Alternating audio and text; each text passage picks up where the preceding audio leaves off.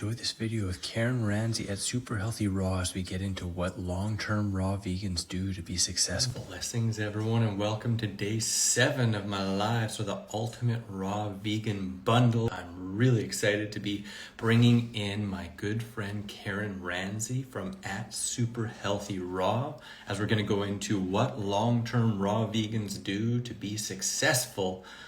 Speaking of long-term raw vegans, we got Karen Ranzi. She's been raw for over 30 years. I'm boasting 20 years as a raw vegan, and together, it's over 50 years of experience. So we're going to go into what we've seen, not only with ourselves, but also as long-term raw vegan coaches and people who have mixed and mingled with other people who've been doing this even longer than us. She has her brand new book in here, Raw Vegan for Anti-Aging and Abundant Energy. One of 33 resources that is a part of the Ultimate Raw Vegan Bundle. If you haven't grabbed the bundle yet, it's really amazing. Over $840 worth of amazing ebooks and e-courses for just $50. The catch? Only available until the 12th of this month, 11:59 p.m. PST. Then it's gone.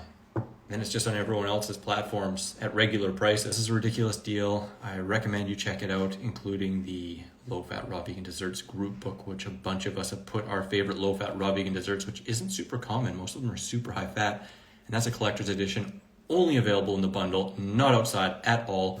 And again, every resource is brand new. So if you've ever gotten any other bundle, you do not have any of these at all. They're brand spanking new. Hey, Karen.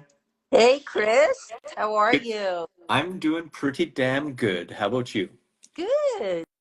Good to see you. Yeah, you too. It's too long and too far between, I know. I used to look forward to seeing you every year at the Woodstock Fruit Festival. I know. I think I went to 9 out of 11 of them, if I'm correct. There was 11. Yeah. There was 11. Yeah. I've been to 11 out of the 11. I would have loved to. I would have loved to. It took a truck 1 year, and then it took my residency and not being able to travel at that time of the year to not let me go. But otherwise, it is an amazing, amazing festival. I feel so incredibly blessed to have been a part and hopefully be a part of future events. How was it this year? Yeah, it was great. A little difficult being that Florida is kind of cold in January at night. But cold Florida. I not believe, right? Not compared to time it went down to like the mid 40s and we were in tents. Yeah. So tenting in the 40s, that's a little bit chilly, but it ain't cold compared to Jersey in the winter or Canada in the winter. Oh, for sure. And in the day it was warm. It was 80s. Wow. That's nice. That's a pretty sharp contrast, and it's kind of funny too. That's a great topic and one maybe we can get into because I definitely have experience with raw food in the winter and you do as well. That can be something that can derail some people. But for those who maybe haven't heard a little bit of you and your story, do you want to just share a little bit about that and then let's get into this awesome topic? Yeah, sure.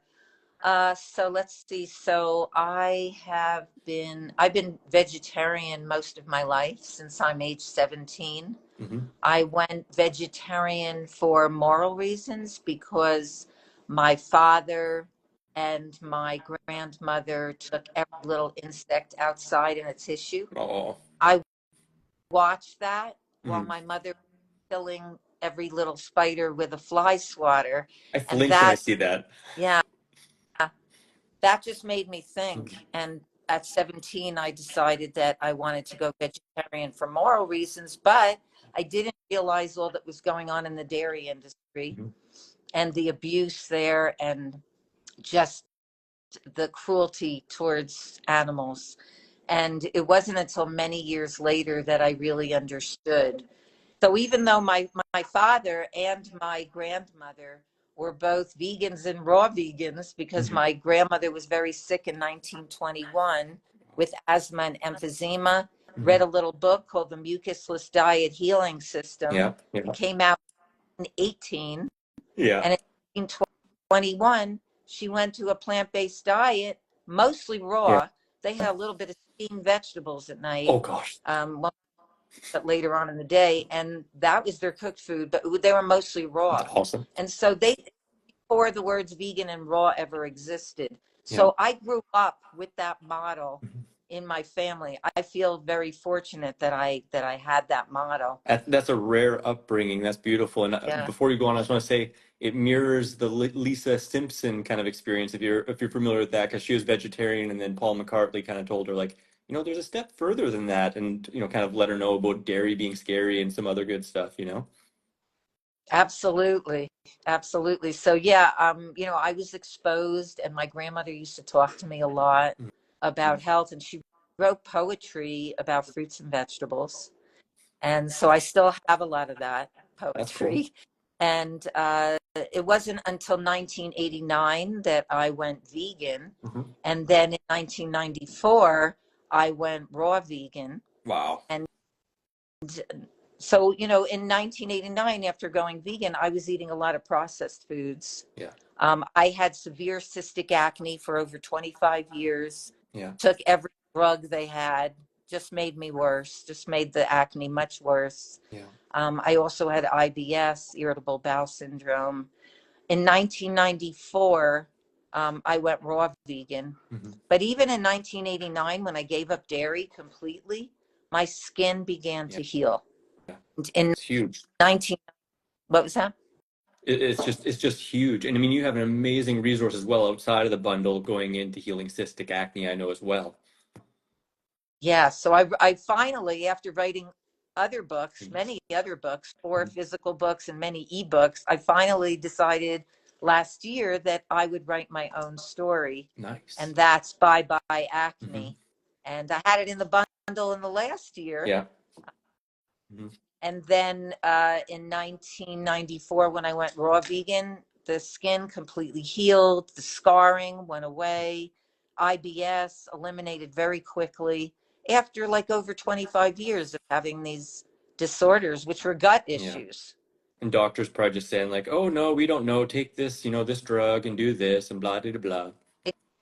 Exactly. Yeah. That's exactly what I was told, and told to take all of these different medications. And I listened, Yeah. and the medication really made me much worse, side effects, everything. So I was grateful to be able to find a healthy lifestyle that was good for my health, for my digestion, for my skin, because it all shows up in your skin. Absolutely. Biggest elimination organ. Right off the bat, I just want to acknowledge you and all you've done for the movement and all you've shared. You've hit some really big topics like, parenting and motherhood and acne and autism and, just so much more. It's a blessing to the community. And, through the challenges you've faced, it's going to just, streamline things for so many people, right? Instead of struggling for 25 years with all these conditions, people can wake up quicker. And I think that's the transformation this world really needs. And you're a big part of it. So I just want to acknowledge you right off the bat for that and welcome you in here to this interview. Now, Thank you, now we're talking. Chris. And I want to appreciate you right back, because you've also Appreciate amazing role model for the raw vegan community with everything that you've done. I'm just throwing bananas at people, Karen. I'm just saying, hey, just eat bananas, it's just banana around, right? But but going into this fun topic of, like, we got around 50 years of raw vegan experience here, and I know also a lot of coaching experience, and we've seen things that have helped people succeed. We've seen things that have been stumbling blocks and misinformation and a whole bunch of stuff. Some stuff that gets repeated over the decades and then disappears and then gets rerouted around, right?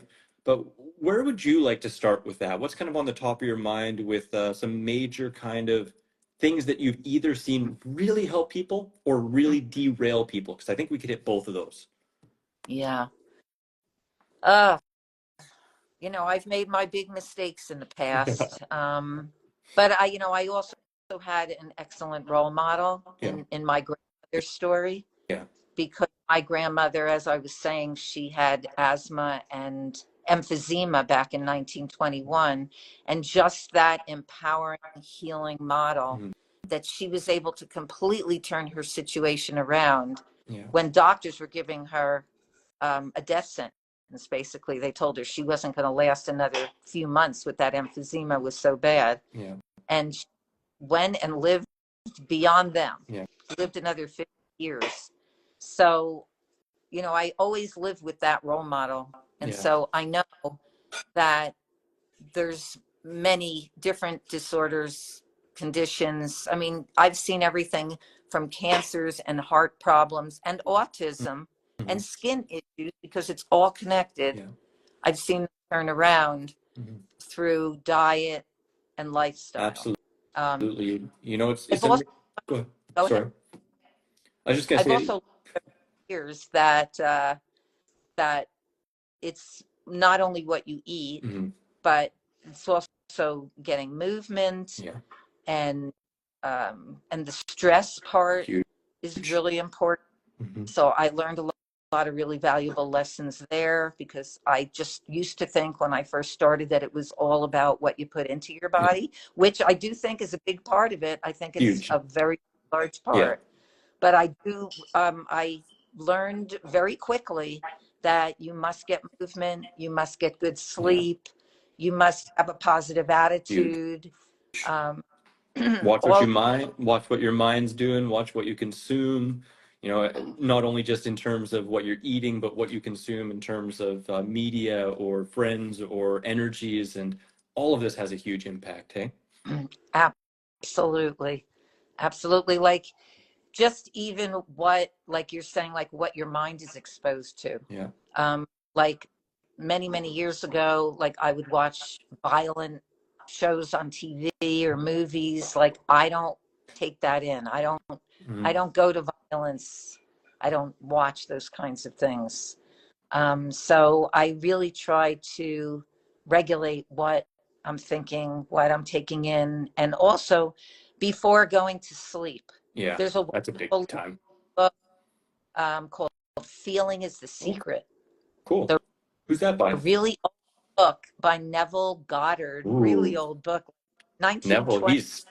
He's a gem. Yeah, I've read some of yeah. his books. He's pretty prolific. Oh, yes. Mhm. And he's got this little tiny book, Feeling is the Secret, where he talks about what you say to yourself Mhm. right before you go to sleep Mhm. goes into your subconscious, Yeah, like way deeper than your conscious mind, yeah, and is the prediction of how you're going to feel about yourself the next day. yeah. I believe it. Huge impact. The subconscious acts out in our reality much more than the conscious, and uncovering that. I had a really fun chat with our mutual friend and colleague Ellen Livingston yesterday, going into the origins of pain and a lot of that into the subconscious, and it can't be understated, right? You cannot understate that. No, Definitely. no. Yeah, this lifestyle really is a method of bringing up stuff, you know, whether we're talking about the subconscious or our social anxieties or so many different aspects of health and connection, and kind of brings up those discords, you know, it asks us to observe and to look at them. And I think that's a misunderstood and often not enough communicated aspect of this lifestyle, that it's not just, hey, eat raw food and boom, you're better. It actually asks you to do some self-development, to really dig deep within. Definitely, definitely. And so that's why I do find that a lot of people who come into this movement, that they're opened up on all levels, Mhm. physical, mental, emotional, and very much on the spiritual level as well. I know that I had to grow, because Absolutely. I did, when I started in 1994, I was all about the food. Yeah. I was all about, I don't even need to move. I don't even need to exercise. The food is going to take care of everything. Well, Yeah. that's just not so. It Just not sadly so. isn't. I wish it was. And for a period of my journey as well, I really put everything on food and really thought also that if I just got the food perfect, then everything would work and I would live my dreams and it'd just be a magical Disney world. And I mean, yeah, sure, a lot of that stuff really helped. But the rest of the picture, the other links really had to be addressed and are continually addressed. And I think it's important to note that too. Like, we're slow learning creatures. You know, sometimes we learn things and we apply them and then we slip on them a little bit, maybe forget a little while, and then we pick them back up. And there's so many different aspects. It's a symphony, right? And we got to listen for that one horn that's going blah, blah, blah, blah, and figure out, okay, how can we bring that one back into tune? And then maybe over there something's a little bit out, right? But that's part of the blessing, right? That it's Yep. always evolving, always growing, and nonstop opportunity for growth. Yes.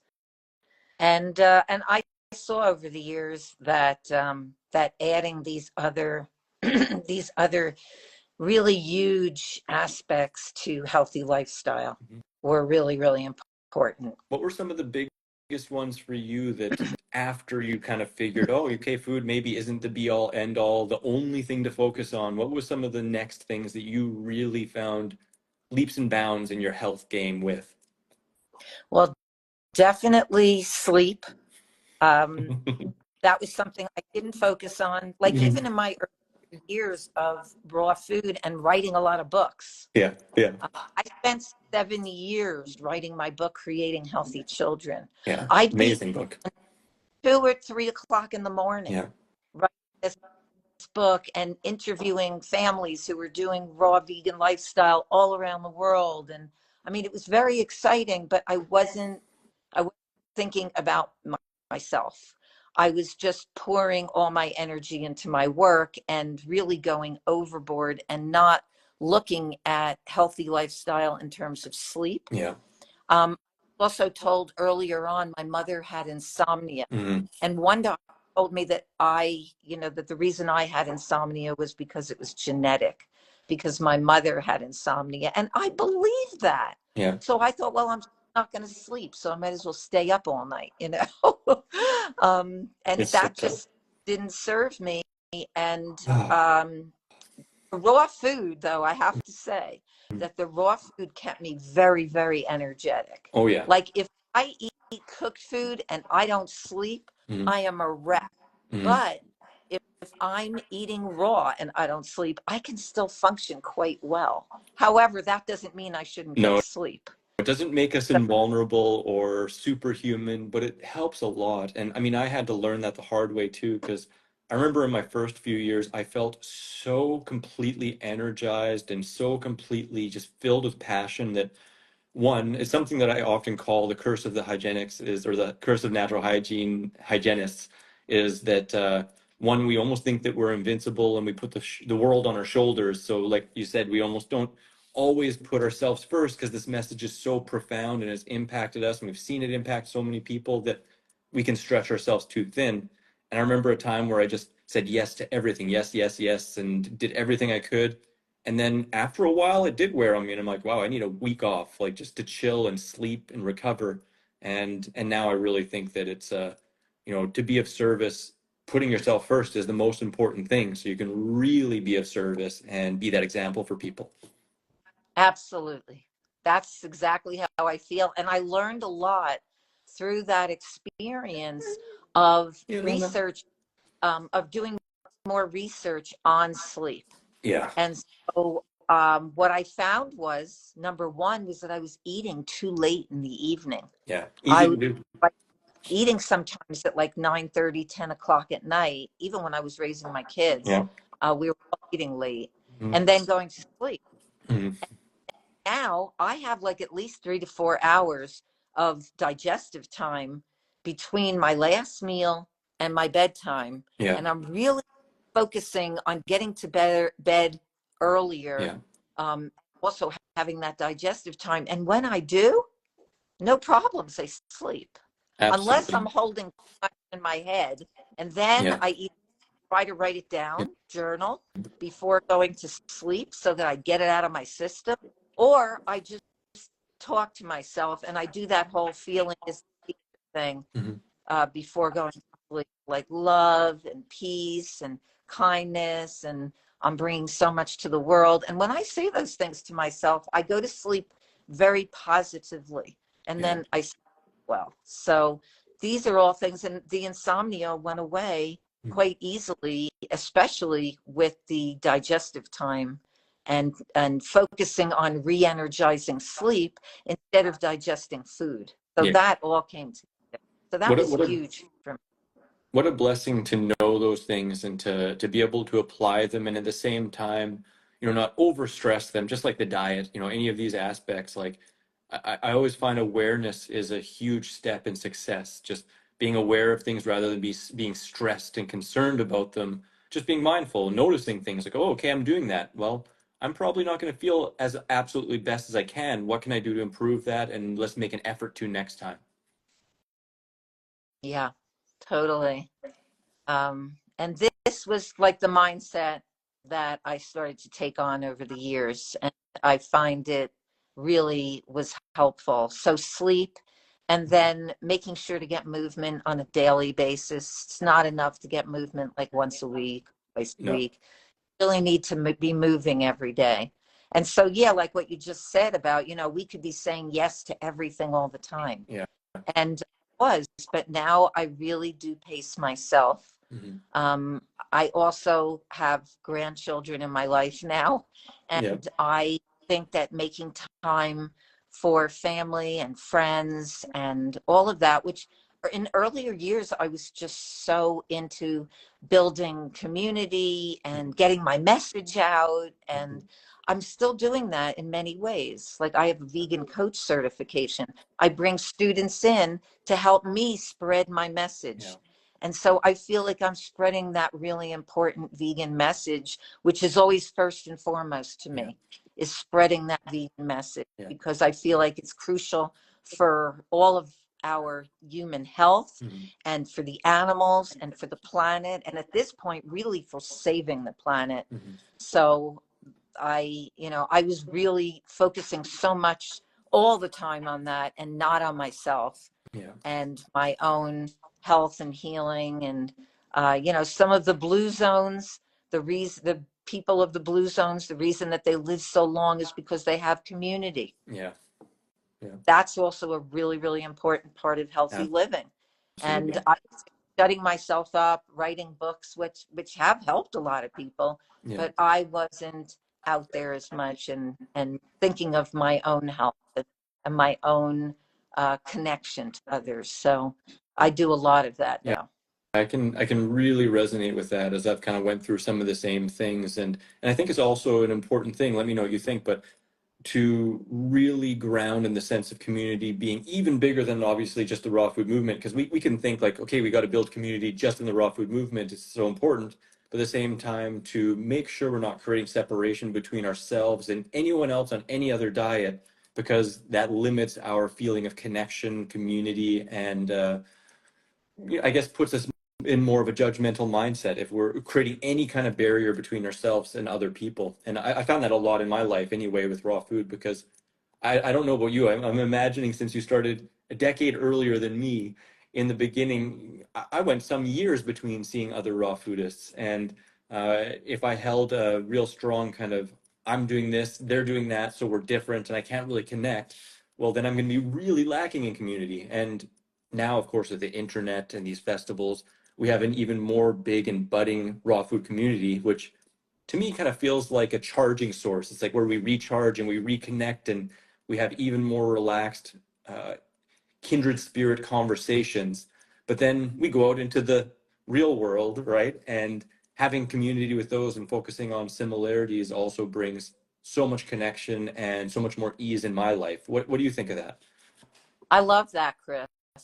Um, I have looked at it with a different perspective over the years, because early on I was so into, especially vegan, Mm, that I really want to create a vegan world. yeah, But I also realized that not everybody is in the same place yeah, mentally. And we've all been raised differently. We've all had different indoctrinations yeah, over the years. And I've come to understand that I need to just respect more where people yeah. are. However, I believe that by me being a role model, Mhm. that some of those people, not all of them, but some of them have come over, have Absolutely. moved over and started to either add more plant food Mhm. in or want to be around. Like I have people who come to my events and my programs who are not raw or even vegan or even vegetarian. Yeah. Like I even have a women's health club, Mhm. and I have women in there who are still eating meat, Mm-hmm. and they even tell me, they say, Karen, we love you because you accept us for where we are, Yeah. and that we want to learn and grow, Mm-hmm. but that we're not quite there yet. And I'm like, I'm very Mm-hmm. welcoming. And even when I go out and meet with people, I have family and friends Mm-hmm. who are definitely not on the same page with me. Yeah. Um, Yes. and I've learned to be different than I was going back 30 years in 1994 when I first became a raw vegan. I was very different. I was so gung ho. Yeah. Also very Yeah. gullible, Yeah. which Yeah. was not good. I was very gullible. I listened to the raw food leaders and everything that they had to say.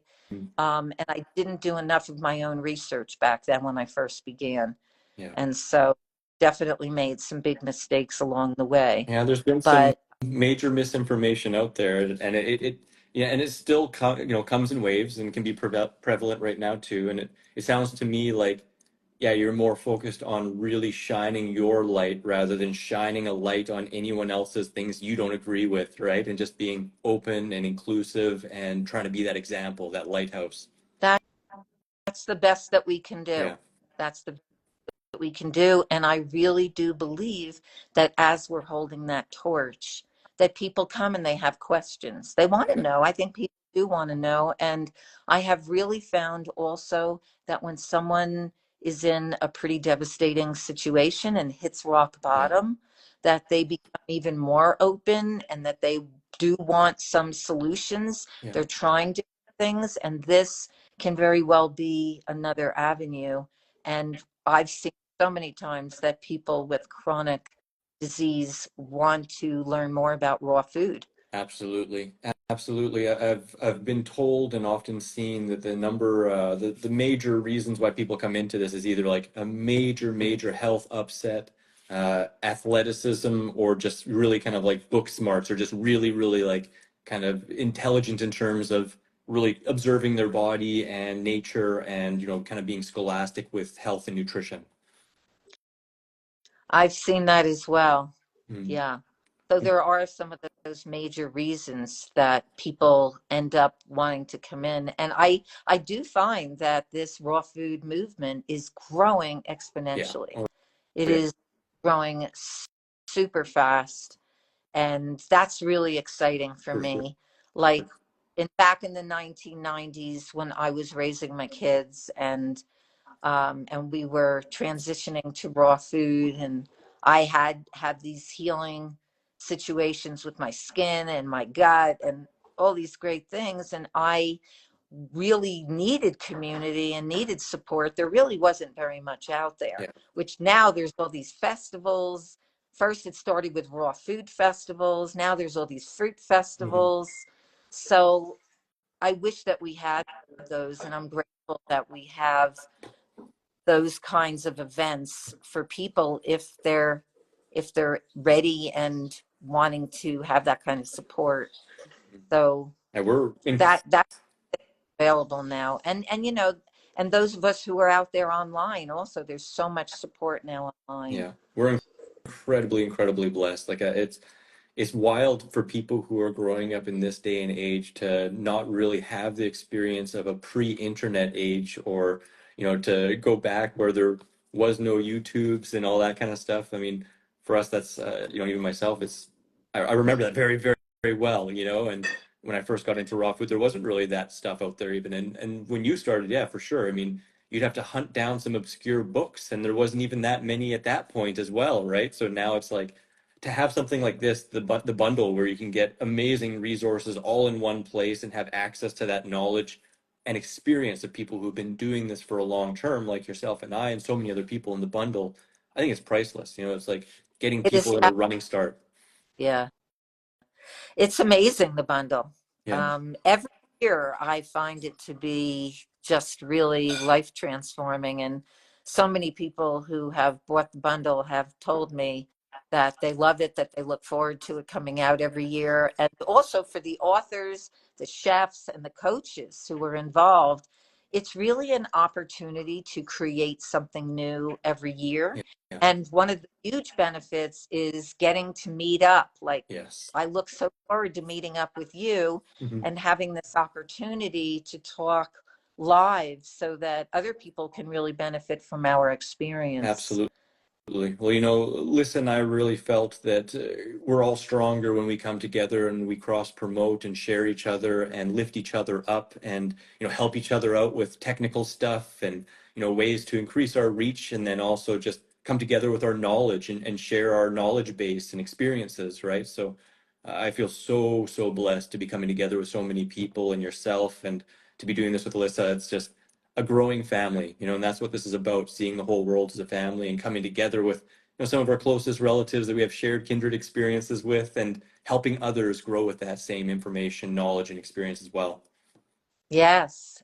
And for people who are coming to this and want what we have to offer here, an oil-free way of eating, lower in fat, higher in lots of vitamins and minerals, and how to get that in very easy, very uncomplicated recipes, which the majority of the recipes in this bundle are. Yeah. You can just put together meal plans very easily. And I think that's what a lot of beginners are looking for. Even people who are more advanced with this, doing this for a while, they still want to have some kind of meal planning. For sure. So Yeah. these kinds of recipes are really, really helpful. Absolutely. And a lot of people come to the bundle for that as well. And there's other areas in the bundle, like the yoga classes and fitness, mindfulness. Yeah. So there's other things that people are going to get out of the bundle as well, in addition to the nutrition piece. Absolutely. Because as we said, it's not just raw food, it's a whole lifestyle. And we always encourage the creators to try and create lifestyle stuff too. And it's cool we have the parenting stuff in there as well. And Yes. it's a blessing because it really meets so many people where they're at, in between simple recipes and fancier ones. If you want to have some fun tacos or you want to have burgers and wraps and pizzas and, everything is in there in fair game so that people can transition from other foods that don't really love them back, that aren't really serving them, but still get that nostalgia and also experience the lightness and the simplicity of how this lifestyle really can be as well. Yeah. Yeah, totally. It's funny too when we're talking about your grandmother and like earlier inspirations, and I think a lot of times people think that the raw food diet is new, and they think, oh, well, there's like not much information. Like, can you really survive off of raw foods? And the reality being, the raw food movement has been around for a really dang long time. Like, we can go back to the Essenes and to the Ital of the Rastafari, and so sorry. Adam and Eve, exactly. Right from the get-go. And for your food, I give you every fruit-bearing seed, and the greens or the herbs of the plants. And it's been around since the dawn of time. It's In sometimes every Bible. yeah, it blows my mind. It actually really blows my mind, but I understand why. But it sometimes just blows my mind when people say, like, can you really survive off of raw foods? Like, can that be healthy? And then you go, look at every single animal across the entire world from the dawn of time. It's like, That's can you? Like, right. every single one forever has. Like, Yeah. it's surprising that we can without. Yeah.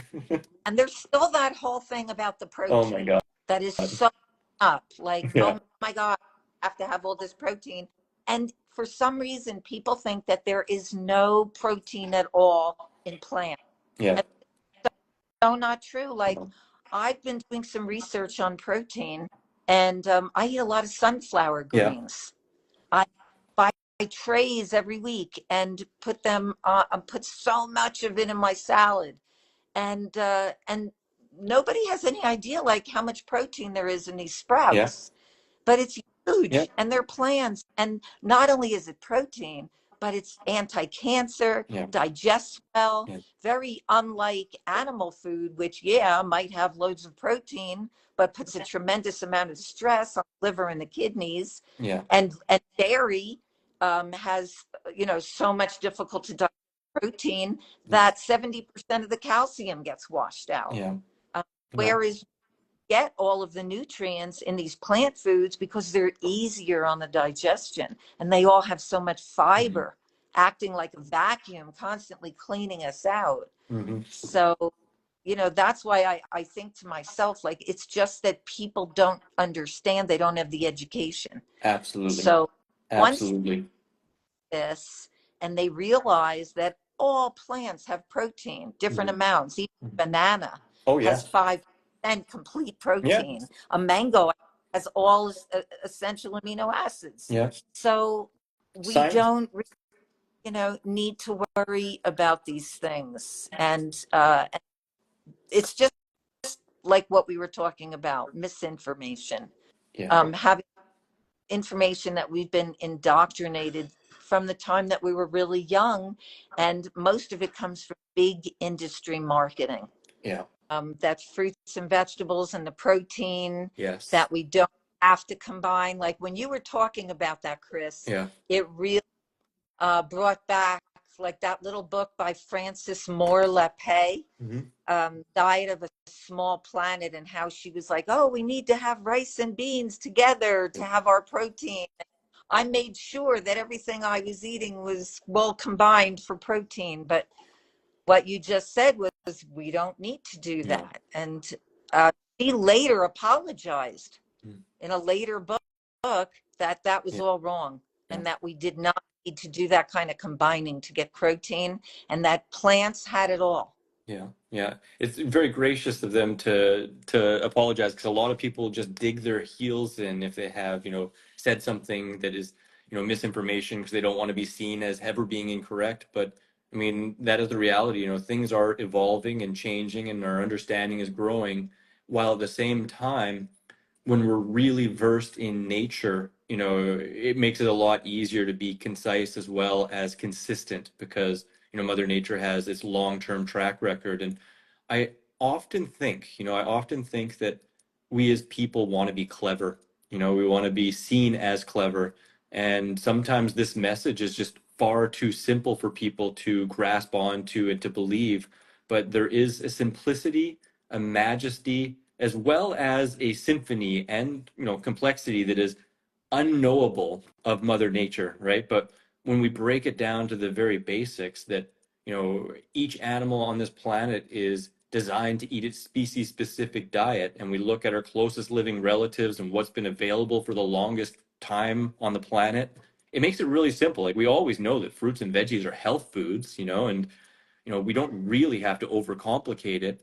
And like we said, though, I mean, education is a big part. It's a lot of uneducation sometimes too, though.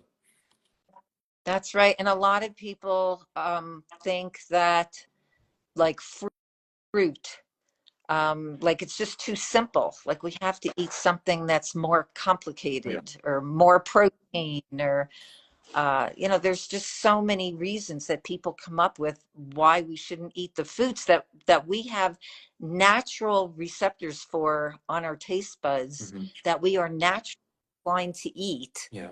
that people turn themselves away from it. And fruit is the natural food. It's so simple. It's a simple carbohydrate and it digests well. And it's hard sometimes to see people turning away from fruit because of misinformation. It's sad. So It's this, sad. It's really sad when people step away from that simplicity and that deliciousness, and when they think that we have to force ourselves to like foods that aren't really good or tasty, or really have to be really, again, super clever and need people to balance things out and have a whole bunch of these different pills, or it really doesn't have to be that way. That isn't the example that's out in nature. And on that fruit tip, like people are afraid that it's too high in sugar and it's hybridized these days. What have you kind of found about that topic? yeah, the whole thing that it's like too high in sugar. And I have had people say that to me, and the hybridization. But like Dr. Doug Graham says, like everything Yeah, is you hybridized are. today. I am. so, we Yeah, have to eat, yeah, and still need to eat our species yeah, specific diet. yeah. Or my editor always says to me, Karen, don't say eat diet. You can't eat a diet. So I'll say food. I'll say food. We still have to eat our species specific food. And I really believe that we are designed to eat fruits and vegetables. If you look at our human body, Yeah. we are not designed like a carnivore. No, not at We all. just aren't. And I used to give my kids also, I used to put them in a situation like if we were driving and we were passing a farm and you saw a cow out in the pasture and you saw an orchard of apple trees, would you be inclined to go and suck on the cow's udder, or would you want to go and grab an apple? Yeah. Well, what do you think? You know, Absolutely. it's not our nature to want to suck from another animal's milk. No. We are the only species that has been made to think that we need to have a milk source from a completely different species, a completely unrelated species. It just makes no sense. No. When I started to understand all this, and you know, my father and grandmother used to give me this information, but because I was so indoctrinated as a young person, and my mother believed from her doctor that we needed to eat animal protein, and I was already used to that, you know, it's hard for us to make the switch when we've grown up in a certain way. Absolutely. But what I like, open up your world, learn about the human body, how we're designed, and start trying different fruits and vegetables. You will be surprised at how quickly, like, the variety is just endless. And some of the same people who are telling me that as a raw vegan, I don't have enough variety in my life, I don't have enough variety in my diet, they're eating pizza and ham and cheese every day. Yeah. So there's variety in that. And it's always the same, right? Like, I think it's one of the beautiful things, like, every season is different. Like, I still remember the seasons where nectarines were the best I've ever had. And I remember the seasons where I had the best cherries ever. And, like, you know, moving to different places, getting food from different areas, you know, just it can be each piece of fruit from one tree can be completely different. Like, how boring is it to be going from country to country and always eating the exact same food from McDonald's where it's chemically identical? You know, it's like, Oh, yeah. And some of the fruits and vegetables that opened up. yeah. I mean, I was just mind blown by all the different kinds of mangoes. Yeah. Oh God, Like, over 1,000, right? when I go to visit Costa Rica and there's like, you know, 12, 13 different mangoes in front of me at the Yeah. market to buy. Exciting. It's like so exciting. Yeah. And just so many of these foods, they give us the water content that we need. Yeah. Because our body is mostly water. We need to be bringing in that water content. Yeah. And where do we get it from? Fruits and vegetables. So, you know, and all the vitamins and the minerals that are not available in other kinds of foods. This is what we need. This is what is going to give us the health that we need for the long term. And I mean, I just feel happy on these foods, and the glucose from fruit. You know, my book in the bundle on anti-aging and abundant energy, like, the fruit gives you so much energy. The glucose in the fruit. I've worked with people with severe chronic fatigue, and you give them fruit for breakfast, and voila, no more chronic fatigue. Yeah. They suddenly have this sustainable energy throughout the day. Yeah. So that's why, you know, what we're both talking about here is really the fruits that are the most digestible for humans, and what is best for our human design. And especially as we age, I had completely uneventful menopause, no hot flashes, no weight gain around the middle, my insomnia gone that I had in earlier years, complete, like, mental clarity. I appreciate menopause instead of feeling sick during my menopause. So, you know, I encourage women to come in this direction because it just makes you feel so full of energy and so alive. And that's probably the best way to end our I conversation. love it. I love it and love you, Karen. I really appreciate you and all your sharing and all you've done, and that you're a part of the bundle here. I just want to ask to close this out then, where can people find you? So the best ways to find me, here on Instagram at Super Healthy Raw. My website website, Feel Fabulous with Food, is where I host my coaching and my vegan coach certification, which has been running since 2015, getting vegan and raw food health coaches out there. And my YouTube channel is also Feel Fabulous with Food. And then my work on healthy vegan children is at superhealthychildren.com. Perfect. Well, thank you so much again, and thanks everyone for joining us and your patience with some technical difficulties. I hope you enjoy this part 2, and that if you're just seeing this, you go back to part 1, because we hit pretty much 45 minutes of straight goods there as well, sharing their experience with over 50 years combined on the raw vegan lifestyle, and mixing and mingling with people who've had even more, and tons of coaching experience, all this good stuff. So thank you again, Karen, and hope to see you in 3D in not too far future. Yes, and thank you so much. Thank you for all the work you do. And it's just great talking with another long-term raw vegan with a lot of experience with this lifestyle, and so grateful for it. Absolutely reciprocated. Absolutely reciprocated. Well, have an awesome rest of your day, and I'll see you guys in another live in a little while. As always, wishing you much peace, love, and seasonal fruit. See you, Karen. See you, everyone. Everybody for joining. Thank you. Be sure to check out the Ultimate Raw Vegan Bundle while it's still available.